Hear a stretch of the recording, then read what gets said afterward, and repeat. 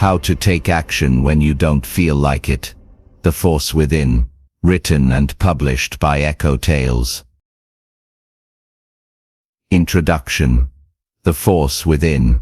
There is a moment in every life when action feels heavy, not because the goal is out of reach, but because the mind refuses to move. We all know this feeling. The hesitation, the delay, the quiet voice that says, "Not now, maybe later." This book is about breaking that voice. It is about discovering the force inside you that can move you forward, even on the days when you feel tired, unmotivated, or unsure. A force that does not wait for the perfect mood. A force that does not depend on inspiration. A force that acts. You are about to learn how to tap into that force. Not through complicated theories. Not through pressure. But through simple practical steps that work in real life. Steps that help you start. Steps that help you continue. Steps that help you finish. The purpose of this book is clear. To show you how to take action when your mind wants to stop. To help you build momentum that lasts. To guide you toward habits that support your goals. And to help you create a life built on discipline, clarity. As you listen, you will learn why resistance shows up. You will learn how to make small moves that break through inertia. You will learn how to stay consistent, even on difficult days. Most of all, you will learn how to trust the power within you. You do not need to be fearless to act. You do not need to feel ready. You only need a starting point. This book will give you that starting point, and it will show you how to build from it. One simple step at a time. So take a breath, settle in, and prepare to meet the part of yourself that can move mountains. The force within you is real, and it is stronger than you think. Let's begin. Chapter 1. The Hidden Cost of Not Acting. There is a quiet moment in life that most people never pay attention to. It is the moment when you choose not to act. It feels small, almost harmless. You tell yourself you will do it tomorrow. You tell yourself you will start when you feel ready. But the truth is simple. Every time you delay action, something inside you changes. Something gets weaker, and something gets heavier. Inaction has a cost. It does not show up like a bill on your table. It does not ring your phone or knock on your door. It collects itself slowly, day after day, and before you notice it, that cost becomes a weight you carry everywhere.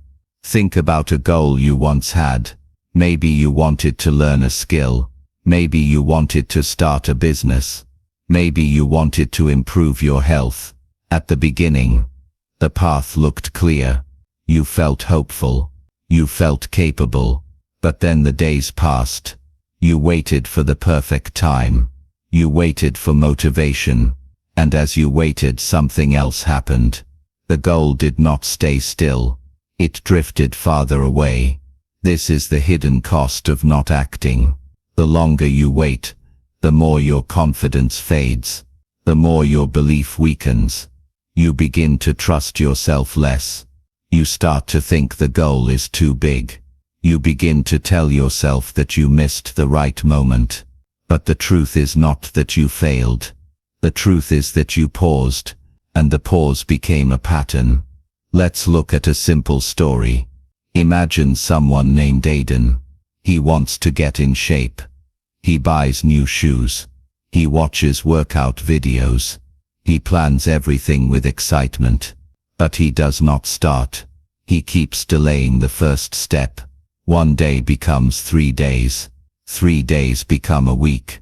And after a month, he feels even more tired and discouraged. Not because the gym is too hard, but because the weight of waiting has grown stronger than the weight of the workout. Aiden's struggle is not rare. It is the story most people live without realizing it. The first step is not hard, because the action is difficult. It is hard because the cost of delay has already taken hold.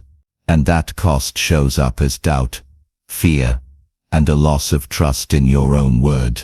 There is another cost that hides even deeper. When you do not act, life does not stay the same. Life keeps moving. Opportunities shift. People change. Skills fade. What could have been a small, simple action becomes a complicated task because of the time lost. This is why inaction feels heavier over time, not because you lack ability, but because the delay turns a simple decision into a burden. Now imagine the opposite. Imagine you take one small action today, something easy, something simple. You do not need to feel ready. You only need to move. The moment you act, something inside you shifts. You feel a little stronger, a little lighter. You gain a sense of control. This is the hidden reward of taking action. It builds confidence. It builds clarity. It builds trust in yourself. Every action you take tells your mind, I am someone who follows through. And every action you avoid tells your mind, I am someone who waits. Both messages shape your identity. Both messages shape your future. This chapter is here to help you see that inaction is not neutral. It is not a pause. It is a direction, and it leads to a future that you may not want. But here is the good news. You can reverse the cost at any time. It does not matter how long you have waited. It does not matter how far your goal feels now. The moment you act, even in the smallest way, you break the cycle. You weaken the weight of inaction. You take back control, and you begin to rewrite the story you tell yourself. As you move through this book, you will learn how to break the grip of hesitation. You will learn how to act, even when your mind resists. You will learn how to start small, build momentum, and create a life where action becomes natural. But before you learn any strategy, it is important to understand this truth. Inaction is not free. It costs your confidence. It costs your time. It costs your opportunities. And if left unchecked, it costs your future. This chapter is your reminder that the price of waiting is always higher than the price of starting. You do not need to take a big leap. You only need to take the next small step, because the real danger is not doing something imperfectly. The real danger is doing nothing at all. And now, with that truth clear, let's move forward and learn how to take back your power, one action at a time. Chapter 2. Understanding the resistance inside you. There is a moment before every action, when something inside you pushes back. It feels like a quiet force, a soft pressure, a sudden pause. You want to move forward, yet something inside tells you to wait. This is resistance. It is invisible, but it is powerful, and if you do not understand it, it can control your entire life. Resistance shows up in many forms. Sometimes it feels like fear. Sometimes it feels like doubt. Sometimes it feels like tiredness. Even when your body has enough energy, it may show up as procrastination, distraction, or the sudden urge to do anything except the thing that matters. Many people believe resistance means they are weak or lazy, but that is not true. Resistance is part of being human. To understand resistance, you must first understand your mind. Your mind is designed to protect you. It wants safety. It wants comfort. It wants predictability. When you try something new, even something positive, your mind senses change, and it treats change like danger. This is why starting a task can feel harder than doing the task itself. The resistance is not telling you the task is impossible. It is simply trying to keep your world familiar. Think of a moment in your own life. Maybe you planned to wake up early. You set your alarm. You promised yourself that tomorrow would be different. But when morning came, your mind whispered, "Sleep a little more. You need rest." It sounded reasonable. It sounded kind, but it was resistance dressed as logic. You were not tired. You were avoiding change. Now imagine someone named Maya. She wants to write a book. She has ideas. She has passion. She has everything she needs to begin. But each time she sits down to write, her mind fills with noise. What if it's not good enough? What if people judge it? What if I fail? Her hands freeze. She opens her phone instead. One day passes, then another. The book does not get written, not because Maya lacks talent, but because resistance convinced her to stand still. Resistance often sounds convincing. It tries to protect you from embarrassment, discomfort, but when you look closely, you will see something important. Resistance does not protect your growth. It protects your comfort zone. It keeps you safe, but it also keeps you small. There is another side to resistance that many people do not notice. It becomes stronger each time you listen to it. When you avoid action, resistance learns that it can stop you with a whisper. And so the whisper becomes stronger. The pause becomes longer. The doubt becomes louder. This is why taking action feels harder the longer you wait. But here is the good news. Resistance also gets weaker each time you move through it. When you take even one small step, you send a message to your mind. You tell it, this is not danger. This is growth. Over time, your mind learns to trust you, and the force that once stopped you becomes easier to manage. This is how action becomes a habit, not by eliminating resistance, but by learning to act in spite of it. To navigate resistance, you must become an observer of your inner world. Notice the moment when resistance appears. Notice the stories it tells you.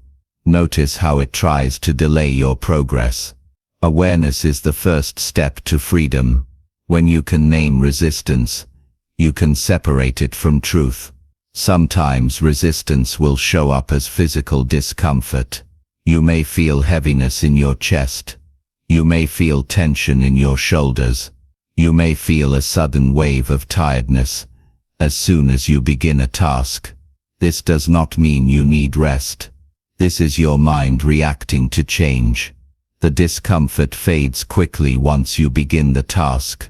But you have to start before your mind realizes there is no danger. Other times resistance will show up as perfectionism. You tell yourself you cannot start until conditions are perfect. You wait for the right moment. You wait for the perfect plan. You wait for clarity, but perfection is just another disguise. You do not need perfect.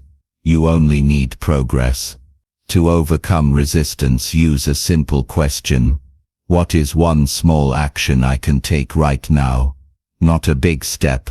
Not a complete plan. Just one small move. Resistance hates small steps because they are easy. They require little energy, and once you start, momentum begins to grow. Understanding resistance does not mean you will never feel it again. It means you will recognize it for what it is. A natural response from a mind that prefers comfort, not a sign of weakness, not a barrier you cannot cross. Just a signal that you are stepping into something meaningful. As you continue through this book, you will learn how to push through resistance with clarity, confidence, and consistency. But for now, remember this truth. Resistance is not your enemy. It is a sign that you are moving toward growth. Your job is not to eliminate it. Your job is to move anyway. And the moment you do, the force within you grows stronger, one small action at a time. Chapter 3. Start small. The power of one simple move. There is a common belief that change requires a dramatic moment, a sudden burst of motivation, a bold decision that transforms everything at once. But real change rarely works that way. Most lasting progress begins with something much smaller. It begins with one simple move. Small actions are powerful because they bypass the resistance inside you. Your mind may fight a big leap, but it rarely fights a small step. A small step feels safe. It feels possible. It feels light enough to begin. Right now. And once you begin, something inside you shifts. The weight of inaction starts to fade, and the momentum of action starts to grow. Think about a large rock sitting on the ground. If you try to push it with one huge shove, you may fail. It is too heavy. But if you nudge it little by little, the rock begins to roll. Not because you were stronger, but because you started with a move you could manage. This is the power of starting small. Let's explore this idea through a simple story. Imagine someone named Layla. Her goal is to run 5 kilometers without stopping. But each time she thinks about it, she feels overwhelmed. 5 kilometers feels impossible. She worries she will fail. She worries she will look silly. So she avoids it. Day after day she tells herself she will try tomorrow. One evening she decides to try a new approach. Instead of running 5 kilometers, she decides to walk for 2 minutes. Just 2 minutes. It feels too easy to fail. So she goes outside and walks. 2 minutes turn into 5. 5 turn into 10. She returns home feeling calm, proud, and surprised by how simple it was. The next day she walks again. A week later she adds short jogs. Within a month she is running farther than she ever expected. Not because she jumped in with a big goal, but because she honored the power of a small beginning. This is the foundation of all progress. Small steps create motion. Motion creates confidence. Confidence creates bigger steps. And before you know it, the goal that once felt massive becomes reachable. Starting small also helps you stay consistent. When a task feels heavy, you avoid it. When a task feels simple, you show up. And showing up is the real key to change. Anyone can start something once. What transforms your life is showing up day after day, even in small ways. There is another reason small steps matter. They change the way you see yourself. Every time you take a tiny action, you send a message to your identity. You say, I am someone who moves forward. The more you act, the more this belief grows. And when your identity shifts, your behavior follows. Let's look at another example. A man named Daniel wants to write a book. He dreams of finishing a full draft. But when he sits down, the task feels enormous. He does not know where to start. He freezes. For weeks he carries the pressure of a goal he cannot begin. Then he learns a new method. He decides to write 1 sentence a day. Just one. A sentence is too small to fear, so he writes it. The next day he writes another sentence. Some days he writes a paragraph. Some days he writes a page. Within months the chapters begin to form. By the end of the year, the book is complete. Daniel did not achieve his dream through bursts of inspiration. He achieved it through daily, simple actions that felt light enough to repeat. Starting small is not weakness. It is strategy. It is how you build discipline without burning out. It is how you turn a vision into a routine. And it is how you break the belief that progress must be dramatic to be meaningful. You can use this idea in any area of your life. If you want to exercise, start with 2 minutes of stretching. If you want to read more, start with 1 page. If you want to clean your home, start with 1 corner. If you want to learn a skill, start with 5 minutes of practice. Every small action plants a seed, and every seed grows when you show up consistently. There is another benefit to starting small. It lowers the emotional pressure that often comes with a new goal. When you aim too high too soon, you fear failing. When you aim small, you make space for mistakes. You learn at a steady pace. You build resilience. You grow your confidence quietly and naturally. Small steps also teach you a powerful truth. You do not need to control the whole journey. You only need to control the next move.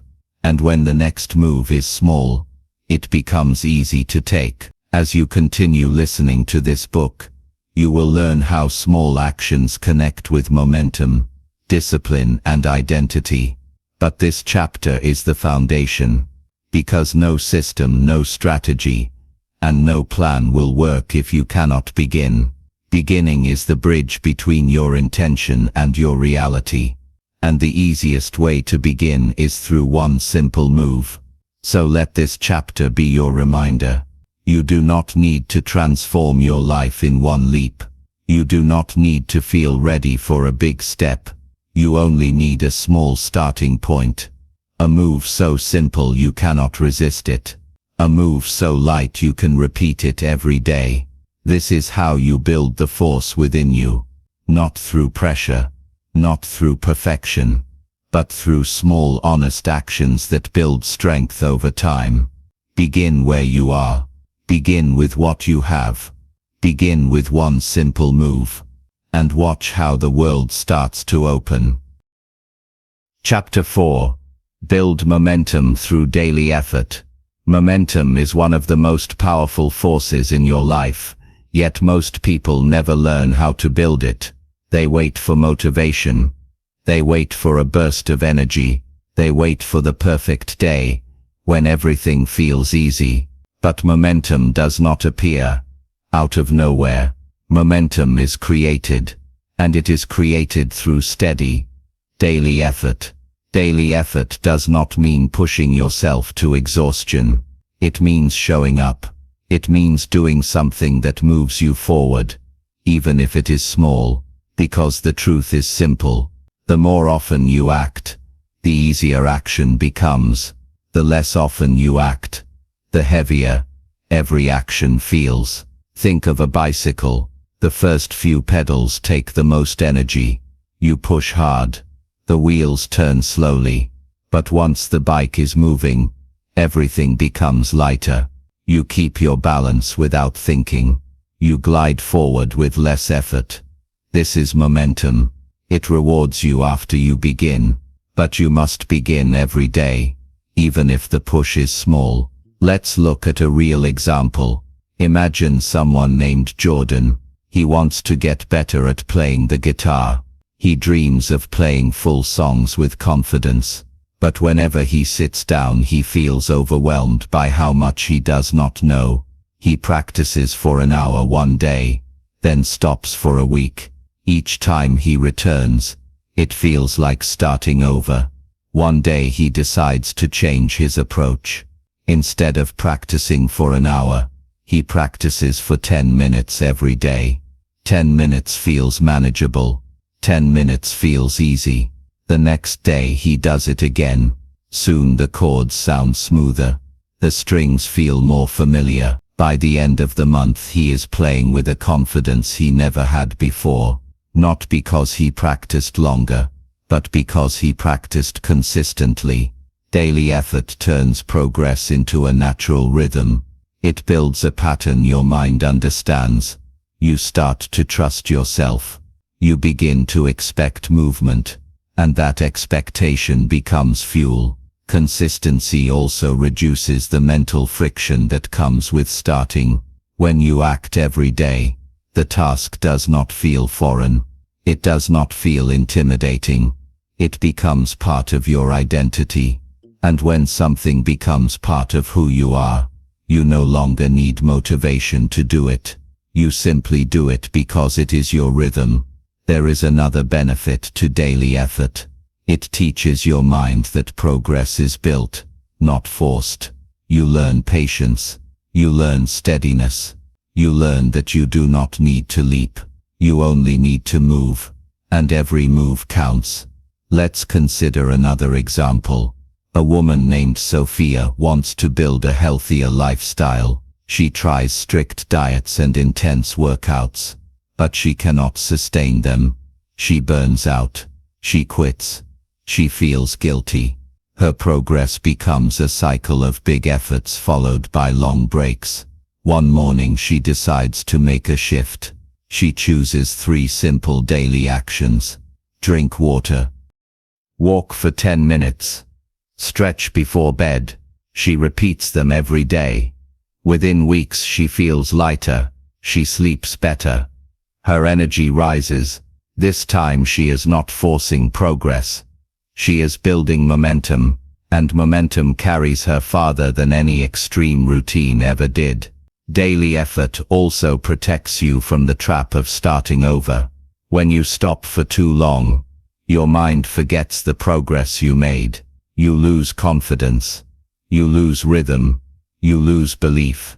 But when you show up each day, even in tiny ways, you never lose your place. You simply continue the journey. A key part of momentum is emotional strength. When you act daily, you build trust with yourself. You prove that you can rely on your own word. Every time you show up, you reinforce that trust. And trust is what makes action feel natural instead of forced. Momentum also creates a deeper effect. It reshapes your identity. You stop seeing yourself as someone who tries. You begin seeing yourself as someone who follows through. And this shift changes everything, because your actions will always match who you believe you are. Here is something important to remember. Momentum does not require perfect days. It only requires effort. Some days you will feel strong. Some days you will feel tired. Some days you will do more. Some days you will do less. But every day you show up, you keep the wheels moving. To build momentum, start with a simple rule. Do something today that is slightly better than yesterday. Not perfect, just better. Momentum grows in small steps, not giant leaps.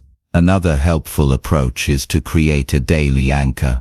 An anchor is a small action you do every day no matter what. It can be writing 1 paragraph. It can be doing 10 push-ups. It can be reading 1 page. It can be spending 5 minutes learning something new. Anchors create stability. Stability creates momentum. As you move forward, understand this truth. Momentum does not come from inspiration. It comes from repetition. It comes from effort. It comes from showing up again and again, even when progress feels slow. This chapter is here to remind you that daily action is not about pressure. It is about movement. Movement builds confidence. Confidence builds strength. Strength builds momentum. And momentum builds the life you want. You do not need to be perfect. You do not need to feel ready. You only need to show up today, and tomorrow, and the next day. Because once you build momentum, action becomes natural. And once action becomes natural, success becomes unstoppable. Chapter 5. Create systems that support your goals. Goals give you direction. Systems keep you moving. Most people believe that reaching a goal is about willpower or motivation, but both fade quickly. What actually creates long-term success is a system, a simple structure that guides your actions day after day. A good system removes confusion. It reduces stress. It makes progress feel natural instead of forced. A system is not complicated. It is simply a set of small actions that you repeat until they become a predictable rhythm. When you have a strong system, you no longer ask, "What should I do today?" You already know. There is a path to follow, and that path supports your goals, even on the days when your energy is low. Think of a river flowing through a narrow channel. The channel gives the water direction. It keeps the flow steady. Without the channel, the water spreads everywhere and loses strength. Your mind works the same way. A system creates the channel. Your daily effort becomes the flow. Let's look at a real example. Imagine someone named Hannah. Her goal is to improve her photography skills. She watches tutorials, reads articles, and dreams of becoming better. But her progress is slow because she has no structure. Some weeks she practices every day. Other weeks she does nothing at all. Her results are inconsistent because her actions are inconsistent.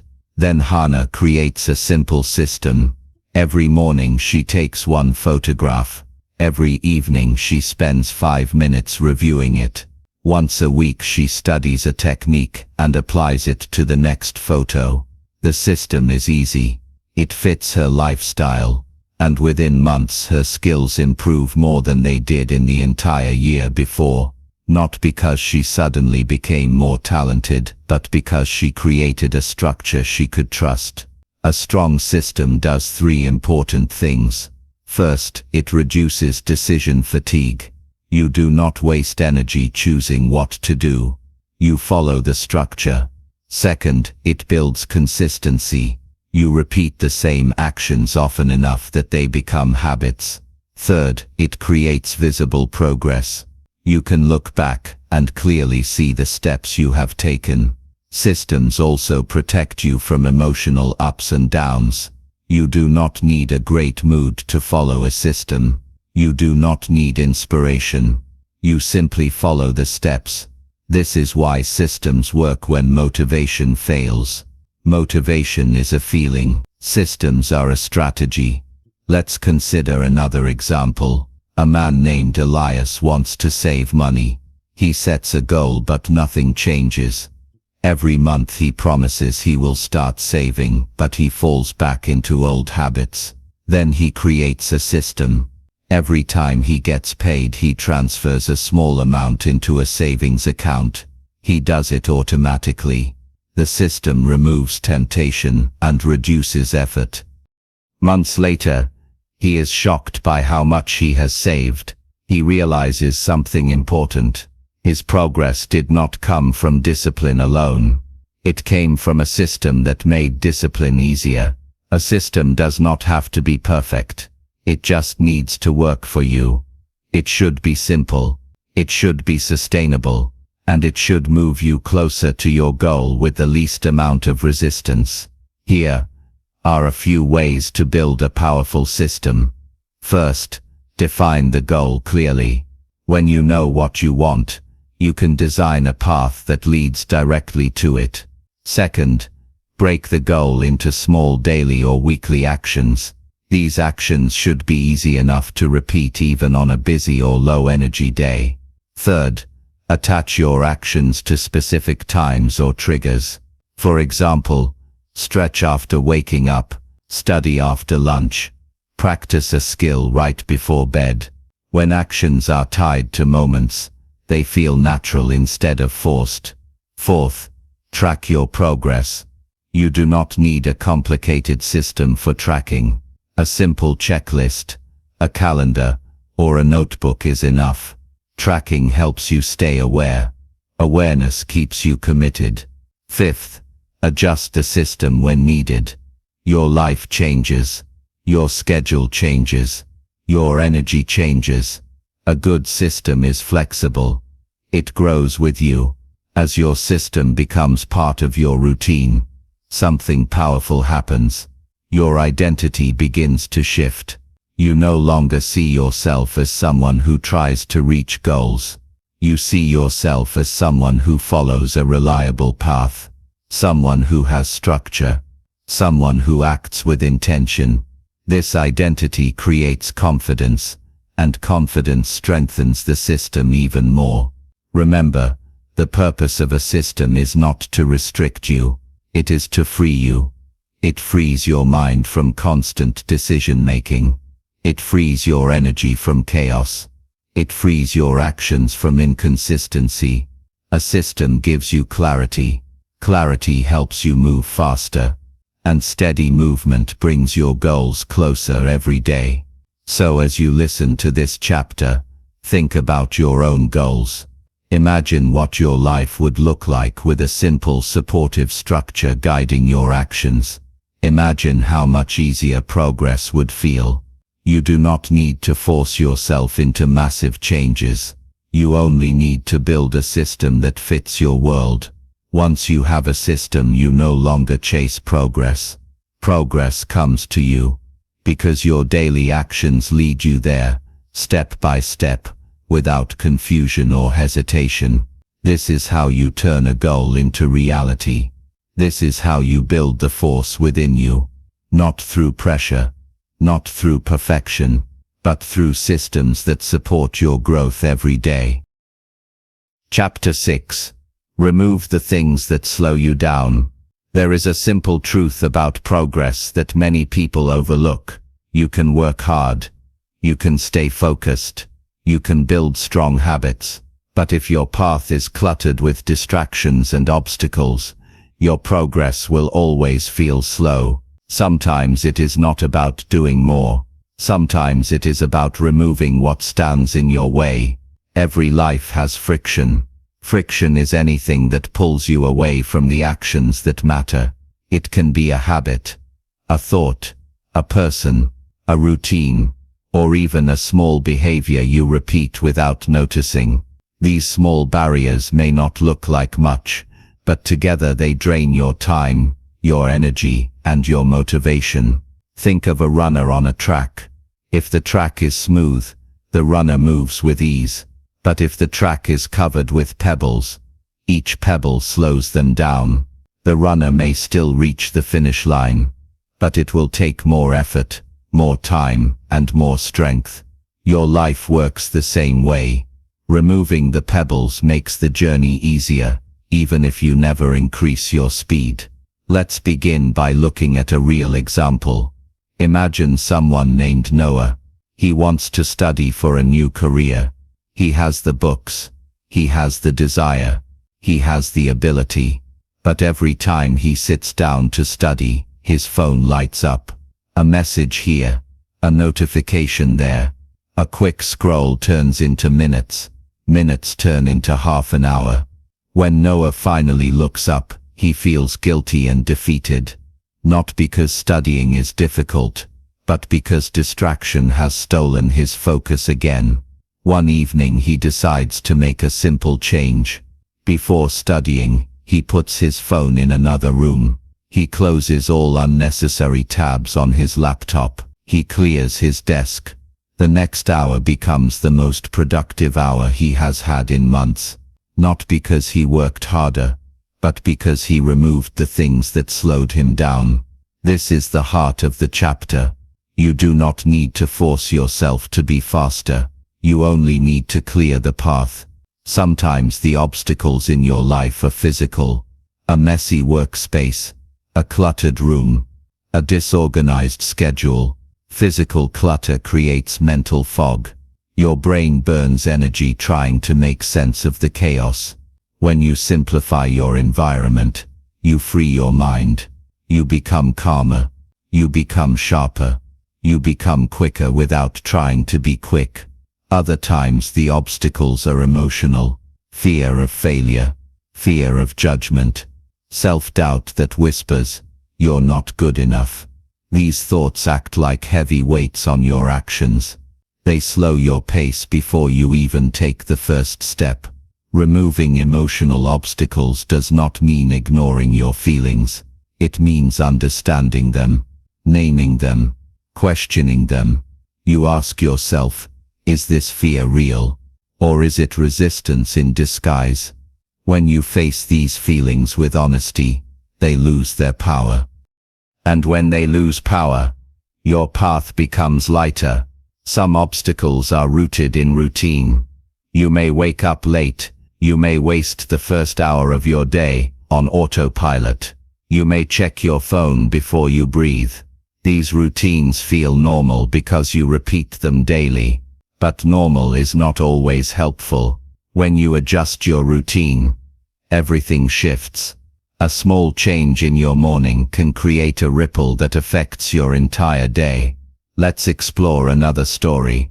A woman named Priya wants to build a small online business. She works hard, but she feels overwhelmed. Her day is filled with tasks she does not actually need to do. She spends hours on details that do not matter. She loses time, managing things that do not move her closer to her goal. One night she makes a list of everything she does in a week. She circles the tasks that truly matter. There are only a few. She crosses out the rest. She removes busy work from her routine. Within weeks she feels lighter. Her progress becomes visible. She discovers something powerful. Productivity is not about doing more. It is about doing what matters, and clearing what does not. There is another form of friction that people rarely talk about. The people around you. Some people lift your energy. Some drain it. Some support your goals. Some interrupt them. You do not need to cut people out of your life, but you do need to protect your time and energy. You can set boundaries. You can limit unnecessary conversations. You can distance yourself from negativity. When you protect your environment, you protect your progress. Removing what slows you down is not always easy. Some barriers feel comfortable. Some habits feel familiar. Some distractions feel harmless. But when you step back and look at the big picture, you will see the truth. Every obstacle removed is a step forward. Every distraction reduced is more strength gained. Every bit of friction removed creates more room for your momentum to grow.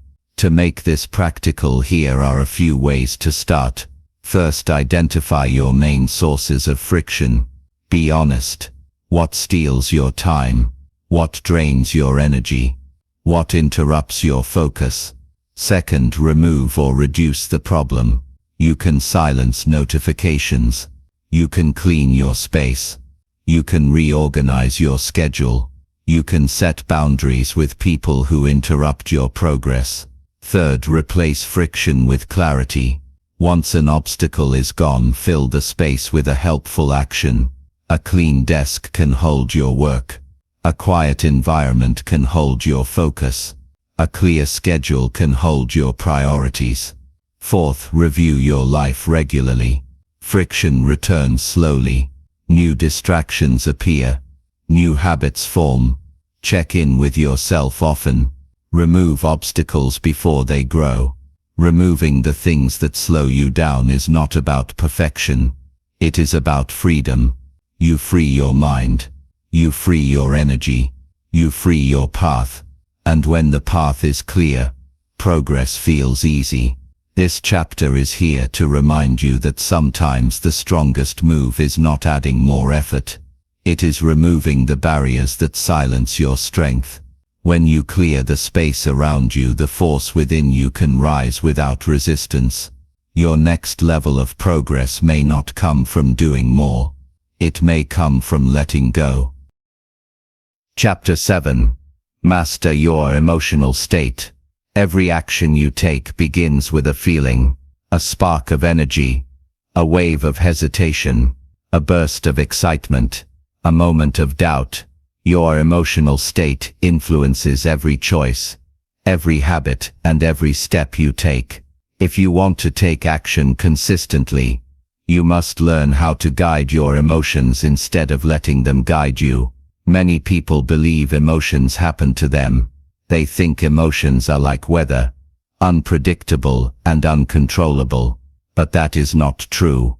Your emotions respond to your thoughts, your environment, your habits, and your focus. And with the right tools, you can learn to shift your emotional state in a way that supports your goals. Let's begin with something simple. Your emotional state is not permanent. It is a moment, and moments can change quickly. Think of a time when you woke up feeling tired, but something inspired you, a message, a memory, or a challenge. Your mood shifted. Your energy rose. This is proof that emotions are flexible, but emotions are powerful, and when they are left unmanaged, they can stop you from acting. Fear convinces you to delay. Stress convinces you to escape. Overwhelm convinces you to freeze. Comfort convinces you to stay still. If you do not understand these emotional signals, they will control your behavior without your awareness. Let's explore this through a story. Imagine someone named Layla. She wants to start recording videos for her business. She knows it will help her grow. She has the equipment. She has the ideas. But each time she tries to record, she feels a knot in her stomach. Her heart beats faster. Her hands feel cold. She thinks, maybe I'm not ready. She stops. What Layla feels is not a lack of talent. It is emotional tension. Her body thinks she is in danger, even though she is safe. Her emotional state is controlling her actions, not her logic. One afternoon she tries something new. Instead of avoiding the feeling, she pauses and takes a slow breath. She relaxes her shoulders. She smiles, even if it feels small. She speaks one sentence out loud. Her body begins to calm. The tension fades. Her emotional state shifts enough for her to press record. This is the skill you will learn in this chapter. Not to eliminate emotions, but to manage them. To guide them gently. To shift them from fear to calm, from doubt to clarity, from hesitation to courage. Your emotional state can be influenced by three main things: your body, your thoughts, and your environment. First, your body. Your physiology affects your feelings more than you realize. When you slouch, your energy dips. When you breathe shallowly, your anxiety rises. When you move, your confidence grows. A simple physical change can shift your emotional state quickly. Stand tall. Breathe deeply. Relax your muscles. Move your body for 60 seconds. These small actions signal your mind that you are safe, capable, and ready. Second, your thoughts. Every emotion begins with a thought. Sometimes the thought is loud and clear. Sometimes it is quiet and hidden, but it is always there. If you think, I might fail, your emotions tighten. If you think, I can try, your emotions soften. You do not need to replace every negative thought. You only need to question it. Ask yourself, is this thought helping me or stopping me? That one question creates space, and in that space your emotional state begins to shift. Third, your environment. Your surroundings influence your feelings. Some spaces feel heavy. Some feel inspiring. Some people drain your energy. Some people lift it. Changing your environment does not require a new house or a new city. It can be as simple as opening a window, cleaning your desk, playing calming music, or spending time in a place that makes you feel open and focused. Emotions also respond to ritual. A ritual is a small action you repeat that signals your mind to enter a new state. It can be lighting a candle before writing, stretching before work, sitting in silence before studying. These rituals train your emotions to settle and prepare for meaningful action. Let's explore another example. A man named Marcus works in a busy office. By the time he gets home, he feels drained. He wants to work on his personal goals, but his emotional state is stuck in stress and fatigue. One day he creates a transition ritual. Before starting his evening routine, he takes a 5-minute walk. He breathes deeply. He lets the day leave his mind. He returns home calmer, lighter, and ready to focus. Over time, this small ritual transforms his evenings. He becomes more consistent with his goals because he learned how to shift his emotional state. Mastering your emotions does not mean suppressing them. It means understanding them. It means responding rather than reacting. It means recognizing when your emotional state is pulling you away from your potential and choosing a different direction. Here are a few practical ways to master your emotional state. Pause before you act. A 5-second pause can break an emotional pattern. Check your body. Your posture, breathing, and movement shape your emotional experience. Speak gently to yourself. Your emotions follow your words. Use words that guide, not words that punish. Create emotional anchors. Music, scents, or simple routines can shift your state within seconds. Reduce emotional triggers. Avoid unnecessary arguments, negative content, or chaotic spaces that pull you off center. Give your emotions space. Sometimes you need to feel something fully before it can change. Mastery does not happen in one day. It happens through practice. But with each moment you guide your emotional state, you become stronger, more grounded, more capable, more aligned with the actions you want to take. This chapter is here to remind you of something powerful. You do not need perfect emotions to take action. You only need awareness. When you understand your emotional state, you gain the ability to shift it. And when you can shift it, you can act even when the mood is not right. Because the force within you is not controlled by emotion. It is controlled by choice. And once you learn how to guide your emotions, your choices become stronger than your feelings. Chapter 8. Discipline. Doing what must be done. Discipline is often misunderstood. People think it is about being strict, or being harsh, or forcing yourself to work without feeling. But true discipline is something very different. Discipline is the quiet decision to do what must be done, even when you do not feel like doing it. It is steady. It is reliable. It is the bridge between intention and achievement. Motivation comes and goes. Discipline stays. Motivation is emotional. Discipline is intentional. When you build discipline, you are no longer controlled by moods or excuses. You act because the action matters, not because the moment feels perfect. Let's begin with a simple truth.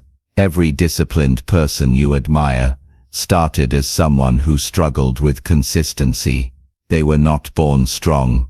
They learned strength through repetition, through practice, through small decisions made daily.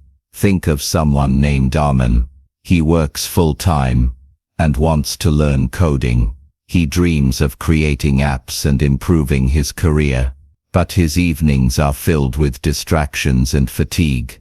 Most nights, he opens his laptop with good intentions, then closes it minutes later because he feels tired or overwhelmed. One night, Armin decides to try something new. He commits to studying for 15 minutes a day. Not an hour, not 2 hours, just 15 minutes. At first he does not feel like doing it, but he does it anyway. Day after day he shows up for those 15 minutes. Weeks pass. His skills grow. His confidence grows. 15 minutes becomes 30. 30 becomes an hour. Months later he completes his first project. This is discipline in its purest form. Not an explosion of effort. Not a heroic push. Just a consistent commitment to doing the work even when you feel the pull of comfort. Discipline is not about punishing yourself. It is about honoring your future self. It is a promise you make to the person you are becoming. When you practice discipline, you are telling your future self, I care about you enough to act today. Many people avoid discipline because they fear it will make their lives rigid. But discipline does not restrict you. It frees you. It frees you from guilt. It frees you from procrastination. It frees you from falling behind. Discipline gives you structure, and structure gives you control.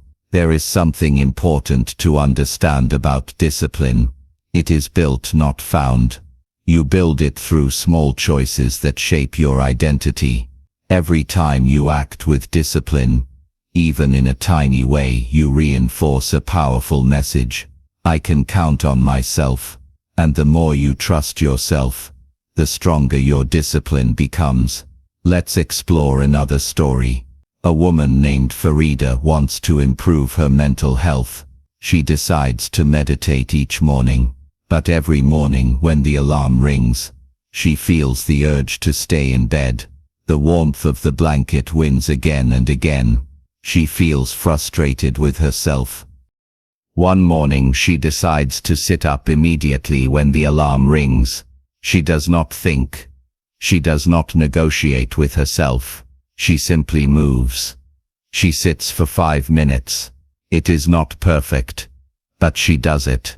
The next day she repeats the same step. Then again.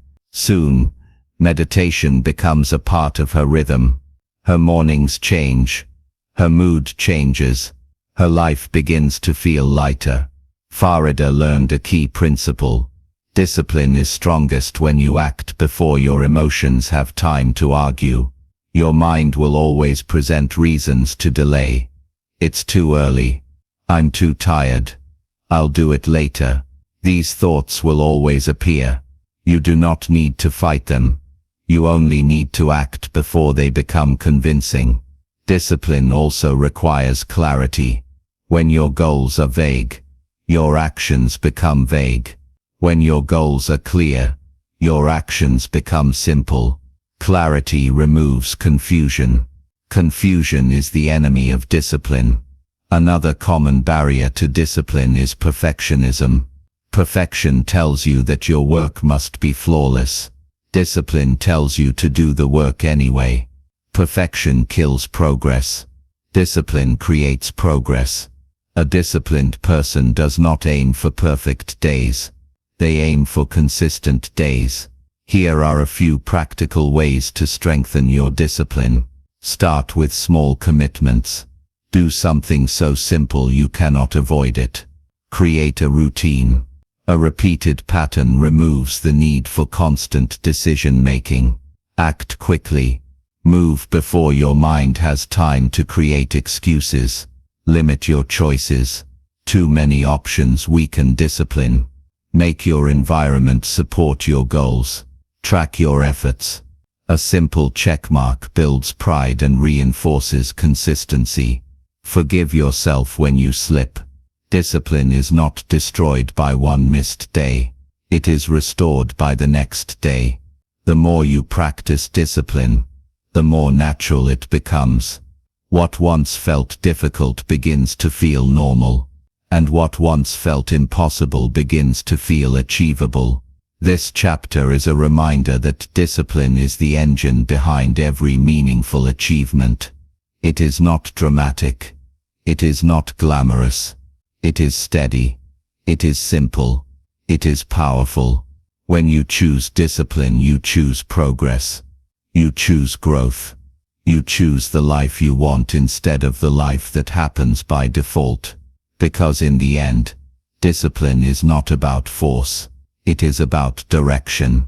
It is about choosing what matters most and doing what must be done, even when the mood is not right. And when you live with discipline, the force within you becomes unstoppable. Chapter 9. The Power of Identity. Become someone who takes action. There is a powerful truth about human behavior that many people never discover. You do what you do because of who you believe you are. Your identity shapes your actions, long before motivation ever shows up. If you see yourself as someone who struggles, you will struggle. If you see yourself as someone who hesitates, you will hesitate. But if you begin to see yourself as someone who takes action, your behavior will begin to match that identity. Identity is the deepest driver of your choices. Habits come from behavior. Behavior comes from decisions. But decisions come from identity. When your identity shifts, everything else follows. Many people try to change their lives from the outside in. They chase habits. They chase routines. They chase motivation. But none of these last if your inner identity stays the same. Real transformation begins inside. It begins with the story you tell yourself. Let's begin with a simple story. Imagine someone named Samira. She wants to get organized and stay productive. She tries planners. She tries early mornings. She tries different systems. But every time she misses a day, she thinks, this is who I am. I'm disorganized. That single belief becomes a wall. It blocks her progress. It makes every setback feel like proof. So even when she tries again, her identity pulls her back. One day she changes her approach. Instead of saying, I'm disorganized, she tells herself, I'm becoming someone who is organized. The difference is small, but powerful. She no longer judges herself for every mistake. She no longer sees setbacks as evidence of failure. She sees them as part of the transformation process. Her identity begins to shift, and because her identity shifts, her actions shift with it. Identity grows through small evidence. Every tiny action you take becomes proof of who you are becoming. When you take action, even in small ways, you reinforce the idea that you are a person who moves forward. Over time, this idea becomes a belief. The belief becomes an identity, and the identity becomes a source of strength. Think of a young man named Leo. He wants to be healthier. For years he starts and stops. He sees himself as someone who tries to get healthy but never succeeds. Tries becomes his identity. Fail becomes his pattern. But then he does something different. He decides to create a new identity. He tells himself, I am a healthy person. My actions simply need to catch up. He takes small steps. A short walk. A glass of water. A stretch before bed. Tiny actions but powerful evidence. Each action reinforces his new identity. After a few months, he is not forcing himself to live healthier. He is living as the person he already believes he is. Identity also shapes what you avoid. If you believe you are someone who procrastinates, your mind protects that identity. It becomes easier to delay than to act. If you believe you are someone who works hard, your mind protects that identity. It becomes natural to show up. This is why identity matters more than motivation. Motivation fades. Identity stays. Identity becomes your default, your automatic mode, your baseline. To build an identity that supports action, you do not need to reinvent yourself. You only need to ask one powerful question. Who do I want to become? Not what do I want. Not what should I do. Not what is the perfect plan. Just this: who do I want to become? Because when you decide who you want to become, the right actions naturally follow. Let's explore another example. A man named Thomas wants to start writing online. He looks at others and thinks, I'm not a writer. This belief stops him more than lack of skill ever does. One day he shifts his language. He says, I'm becoming a writer. He writes one paragraph, then another tomorrow, then the next day. After a few weeks, writing becomes part of who he is. He doesn't write because he feels inspired. He writes because it feels natural for someone with his identity. Identity builds through repetition. Every time you do something aligned with the identity you want, you strengthen it. Every time you avoid something that weakens that identity, you protect it. This is how confidence grows. This is how discipline becomes natural. This is how action becomes who you are. Here are a few ways to build the identity of someone who takes action. First, use identity-based language. Say, I am becoming someone who takes action. Say, I am a person who shows up. Say, I finish what I start. Your mind listens. Your emotions follow. Your actions align. Second, create small wins. Every win is proof of your new identity. Small wins create a strong foundation. Third, remove identity labels that hold you back. Labels like I'm lazy, or I always give up, or I'm not disciplined, shape your future. Replace them with new language. New language creates new possibilities. Fourth, match your environment to your identity. A clean desk supports the identity of someone who works. A tidy room supports the identity of someone who takes responsibility. Surroundings influence who you believe you are. Fifth, forgive your setbacks. A person who takes action is not perfect. They simply return to action quickly. Identity is not built by never falling. It is built by always rising. As your identity shifts, something remarkable happens. You stop fighting yourself. You stop battling your old patterns. Your actions begin to flow with ease because they match the person you believe yourself to be. This chapter is here to remind you that the force within you is shaped by identity. You do not act your way into identity. You identity your way into action. When you declare who you are becoming, and you back it up with small steady steps, you transform your life from the inside out. Because in the end, success is not only about what you do, success is about who you become while you do it. And when you become someone who takes action, your future begins to open in ways you never expected. It begins with one belief, one decision, one identity. I am someone who takes action. Chapter 10. Handle setbacks without losing momentum. Setbacks are a part of every meaningful journey. You will face moments when things do not go as planned. A project slows down. A habit breaks. An opportunity disappears. A mistake pulls you backward. These moments can feel heavy, and if you are not careful, they can stop your progress entirely. But setbacks are not the end. They are simply interruptions, and if you learn how to navigate them, your momentum can survive and even grow stronger. Most people believe momentum is fragile. They think one bad day ruins everything. They think missing one step means starting over from zero. But momentum is not that delicate. Momentum is built on consistency, yes, but it is also built on resilience. It grows when you rise after falling. It grows when you return after pausing. It grows when you choose persistence over perfection. Let's begin with a story. Imagine someone named Sarah. She is committed to studying every morning. For weeks she stays consistent.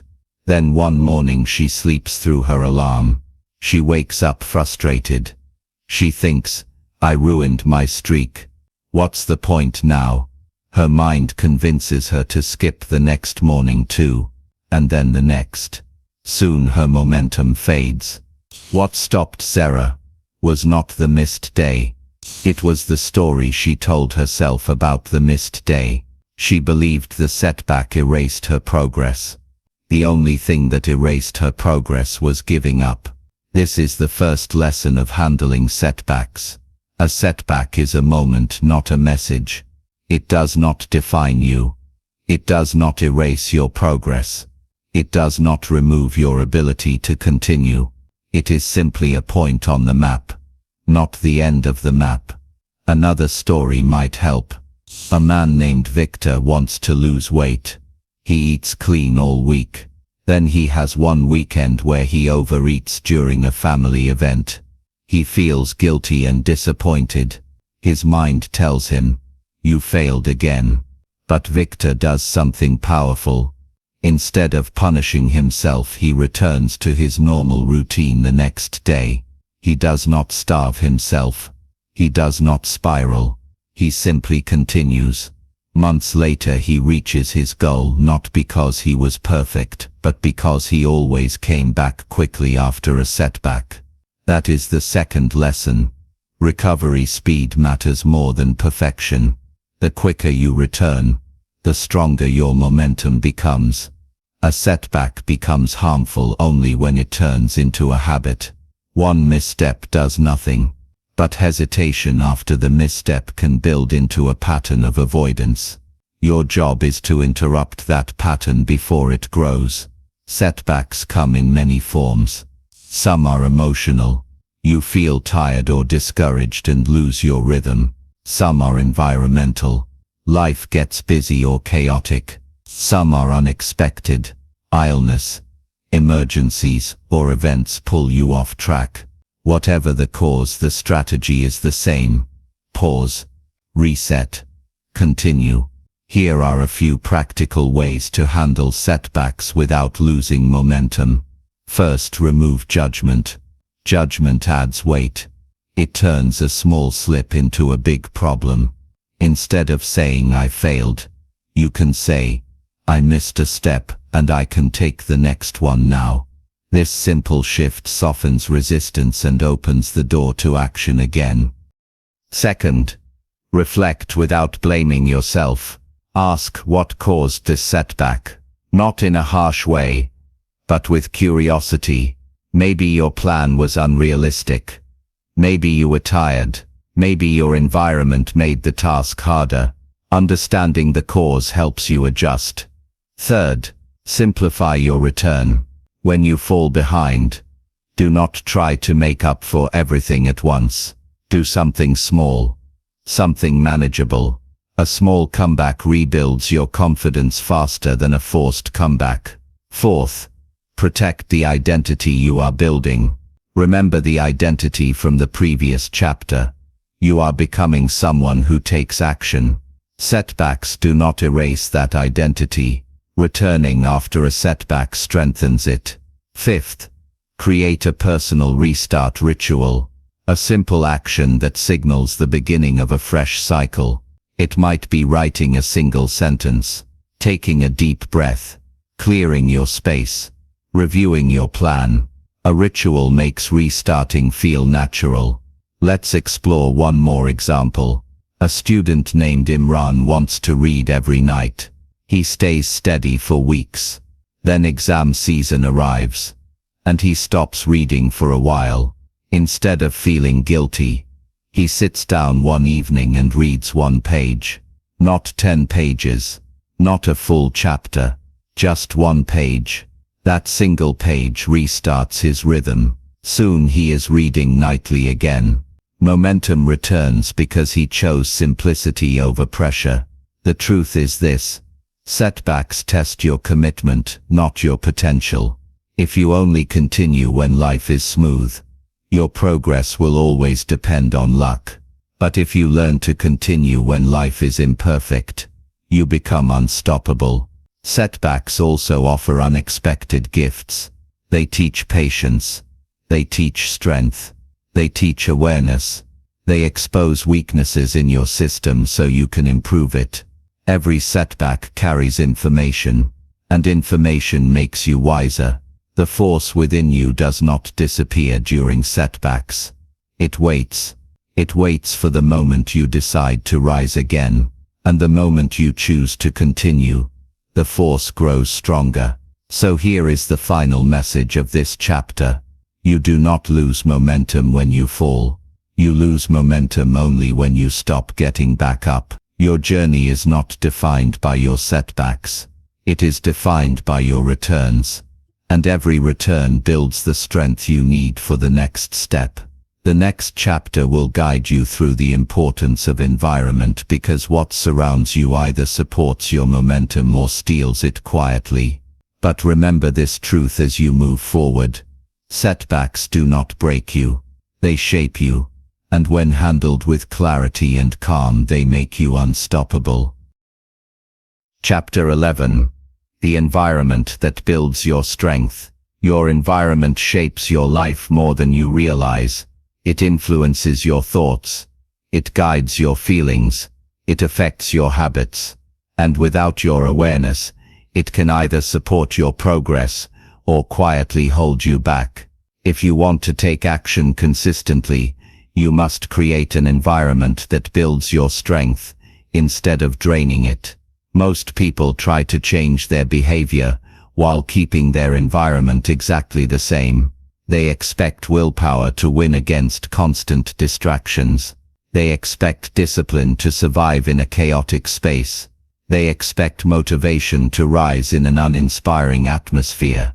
But behavior does not grow in isolation. Behavior grows in the environment that surrounds it. Let's begin with a simple truth. Your environment is either your ally or your enemy. There is rarely a neutral middle. It either pulls you forward or pushes you backward. It either gives you energy or steals it. Think of someone named Miriam. She wants to study for exams, but her desk is cluttered. Her room is noisy. Her phone is always within reach. Every time she tries to focus, her environment pulls her attention away. She blames herself for not being disciplined enough. But discipline is not the problem. Her environment is working against her. One afternoon, she decides to make a change. She clears her desk. She puts her phone in a drawer. She opens her window for fresh air. She places her study materials in front of her, neatly organized. When she sits down to study, she feels different, calmer, more focused, more capable. Nothing changed in her intelligence. What changed was the atmosphere around her. Her environment began to support her instead of resisting her. This is the first key idea. A supportive environment reduces friction. When friction is low, action becomes easier. You do not need extra energy to begin. You simply follow the path that your environment has prepared for you. Your environment includes three major parts: your physical space, your mental space, and your social space. First, your physical space. The objects around you affect how you feel and behave. A messy room creates mental clutter. A clean space creates mental clarity. A desk filled with distractions invites procrastination. A tidy workspace invites focus. Physical changes do not need to be dramatic. Small shifts make a big difference. Move distracting items out of sight. Keep your essentials within reach. Use lighting that energizes you. Open your window for fresh air. Every small adjustment shapes how you feel when you sit down to work. Second, your mental space. Your internal environment matters just as much as your physical one. Your beliefs, your self-talk, and your emotional patterns create the atmosphere inside your mind. If your mental space is filled with doubt, fear, or pressure, action becomes heavy. But if your mental space is calm, clear, and encouraging, action becomes natural. You can shape your mental environment by choosing what you consume, what you read, what you watch, what you listen to, what you say to yourself. These things plant seeds in your mind. Some seeds grow into confidence, others grow into hesitation. Be intentional about what you allow into your mental space. Choose content that lifts your energy. Choose words that support your growth. Choose routines that calm your mind before you begin important work. Third, your social space. The people around you influence your momentum more than you may realize. Some people encourage you. Some distract you. Some drain your energy. Some inspire it. This does not mean you need to remove people from your life. It means you need to manage your exposure. Spend more time with people who uplift you. Spend less time with those who pull you backward. Set boundaries with those who interrupt your flow. Seek out conversations that expand your perspective. Small social adjustments can completely change the energy of your daily life. Let's explore another example. A man named Abbas wants to build a writing habit. Each day he tries to write in his living room, but the TV is on. The noise of conversation fills the air. People come and go. His focus breaks every few minutes. He decides to create a writing corner, a small space by the window with a lamp, a notebook, and a chair. This becomes his writing environment. The moment he sits there, his mind understands the signal it is time to write. His environment guides his behavior. His focus improves. His writing becomes consistent. This brings us to another key point. Environment creates cues. Cues trigger behavior. When your environment contains the right cues, your actions become automatic. A yoga mat left on the floor cues exercise. A book on your pillow cues reading. A clean desk cues productivity. A phone placed far away cues focus. These cues reduce the mental effort needed to start an action. Now consider the opposite. An environment filled with negative cues leads to inaction. A phone on the table cues scrolling. A bed near your desk cues laziness. A noisy space cues distraction. If you remove negative cues, you remove many barriers to action. Here are a few practical ways to build an environment that strengthens you. Design your space for the action you want to take. Make the desired behavior easy. Make the unwanted behavior inconvenient. Create a start ritual. It could be stretching, breathing, or organizing your desk. This signals your mind that it is time to move. Limit your exposure to noise and clutter. Noise scatters your attention. Clutter pulls your mind in many directions. Use your environment to support your identity. If you want to be a reader, surround yourself with books. If you want to be creative, keep tools ready and visible. Protect your energy from negative influences. You are not required to join every conversation or absorb every emotion around you. Refresh your environment regularly. As your goals grow, your environment should grow with them. When your environment supports you, momentum feels natural. Action requires less effort. Focus becomes easier. Discipline becomes softer. You do not fight your surroundings, you work with them. This chapter is here to remind you that you are not only shaped by your choices, you are shaped by what surrounds those choices. A strong environment strengthens you. A weak environment drains you. But you have the power to shape the space you live in, the space you think in, and the space you grow in. Once your environment aligns with your goals, the force within you has room to rise. It moves without resistance. It builds without interruption. It expands without fear. And when your environment supports your strength, your future becomes a place where action is not forced. Action becomes who you are. Chapter 12. Long-term action and the force within. Long-term action is the quiet power behind every meaningful achievement. It is steady. It is patient.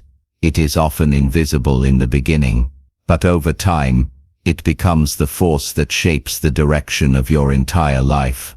Many people underestimate it because it does not feel dramatic. It does not give instant results.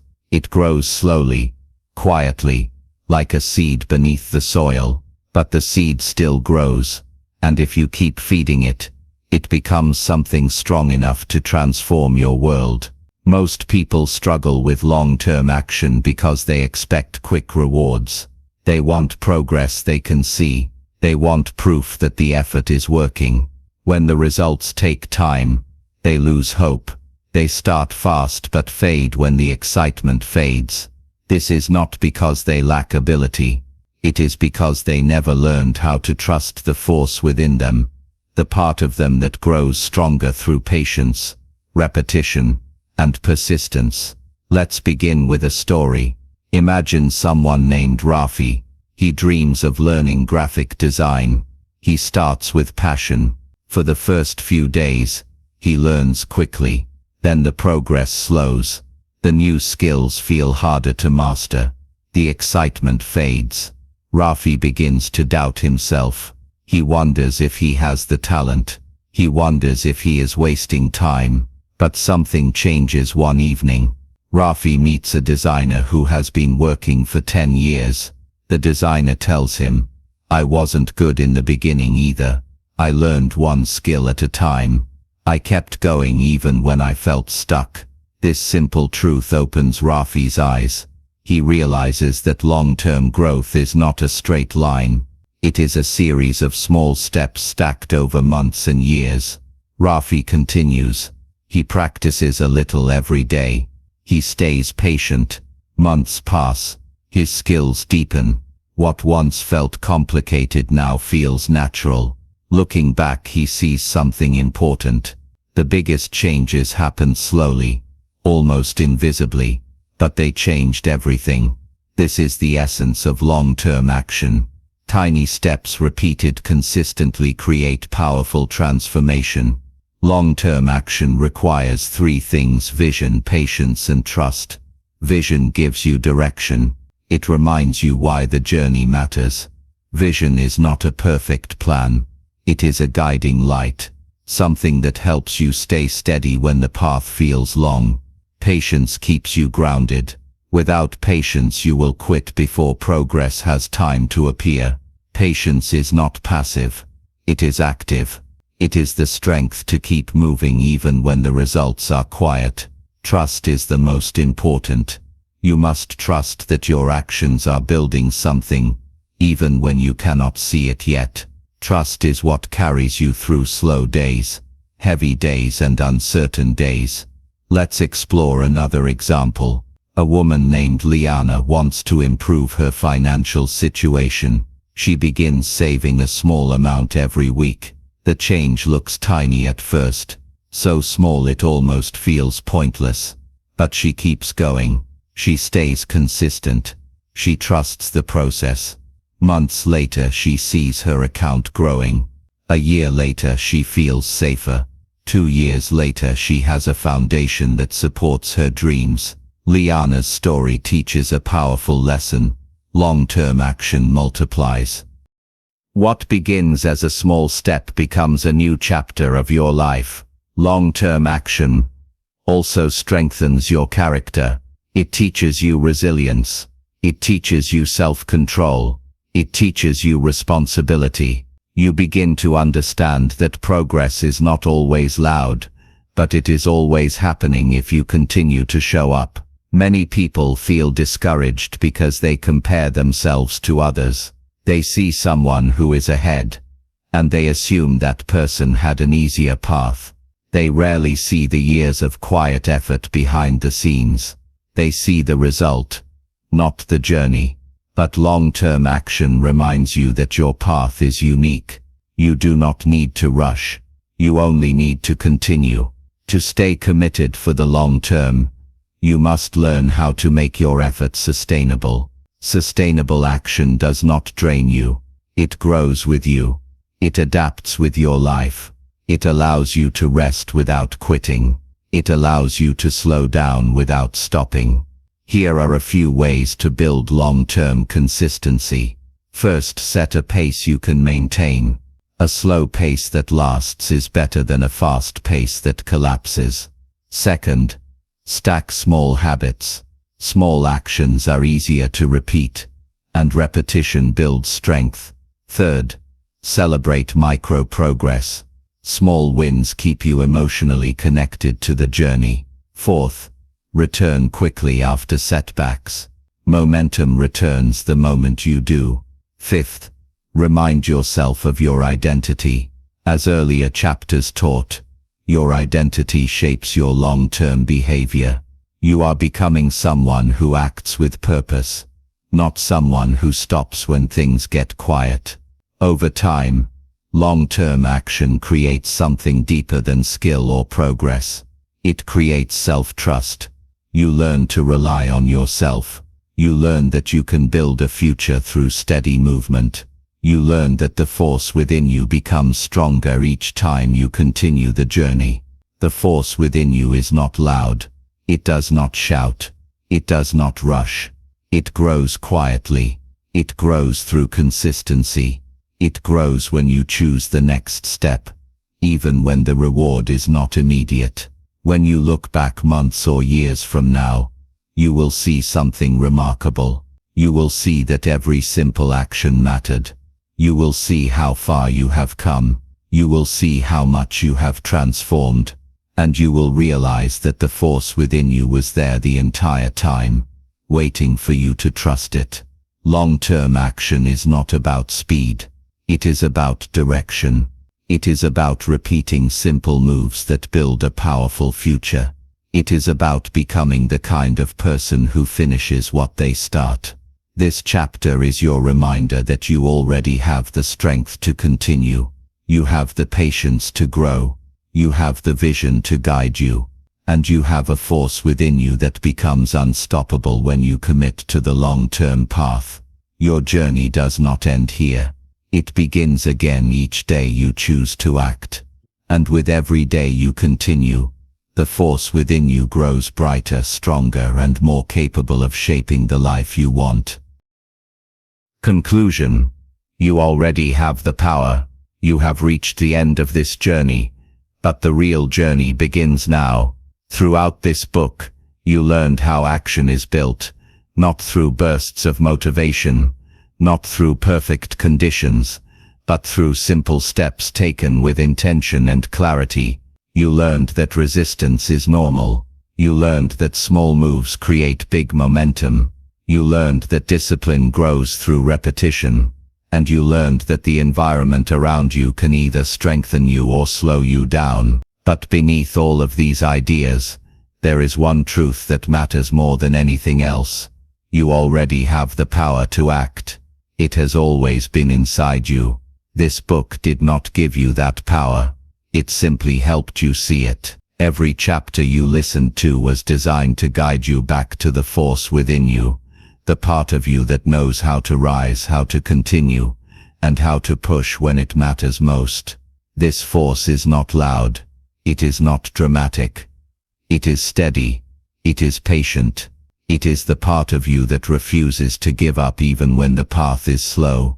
It is the part of you that wants to grow even when change feels uncomfortable. Think back to your life.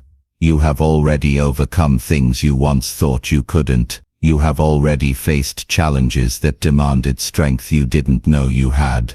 You have already taken actions on days when you felt tired, afraid, or uncertain. You have already proven that you can move forward even when your emotions try to hold you back. This book is a reminder of that strength, a reminder that action does not require perfection, a reminder that progress does not require speed, a reminder that you do not need to wait for motivation to strike.